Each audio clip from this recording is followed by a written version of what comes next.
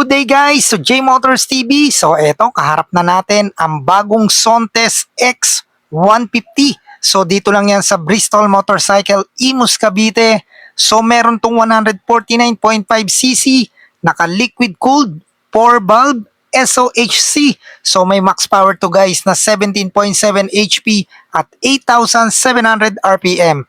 May max torque na 15.5 Newton meter at 6,000 RPM. Compression ratio niya 12.5:1. May boring stroke na 58 by 56.6 mm. May wheelbase na 1375 at may seat height na 770 mm. Ang fuel tank capacity guys, 11 liters na kayang kumonsumo ng 47 kilometers per liters. So ang bigat ng motor na to, 108 kg.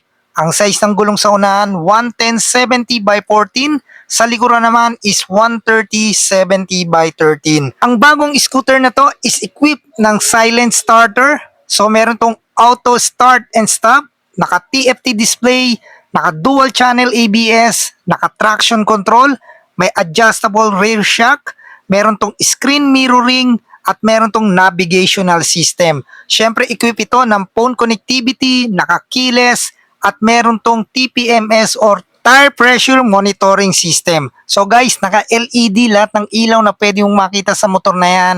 Ang laki ng compartment niyan guys. Dalawang helmet ang kasya dyan. Tingnan nyo naman yung kanyang likuran, napakaganda. Alright, naka-dual suspension yan sa likuran. Kaya anong pang hinihintay nyo? Magpunta na kayo rito sa Bristol Motorcycle, Imus, Cavite, or i-message nyo ako directly. Mag-comment kayo dyan sa ating comment box. Nang sa ganon, ma-assist ko kayo o may bigay ko sa inyo yung lahat ng information na kailangan nyo malaman.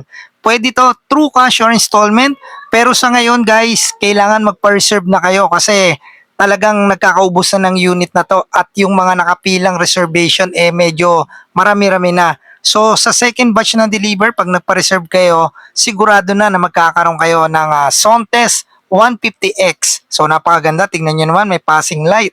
Ang ganda ng kanyang headlight, no? Ang lambot din ng kanyang upuan, napakalapad, hindi mangangalay. Then ready na rin tayo dyan for top box. Then ito yung kanyang frame guys. Naka-aluminum frame tayo dyan na ang timbang is 8 to 9 kilo lang siguro yan dahil sinubukan natin buhatin yan. Okay, so alloy yan, alloy. Alright, so guys, i-message nyo lang ako sa ating Facebook page kung kailangan nyo ng gantong unit. So ride safe sa inyo lahat. God bless you all. Peace out.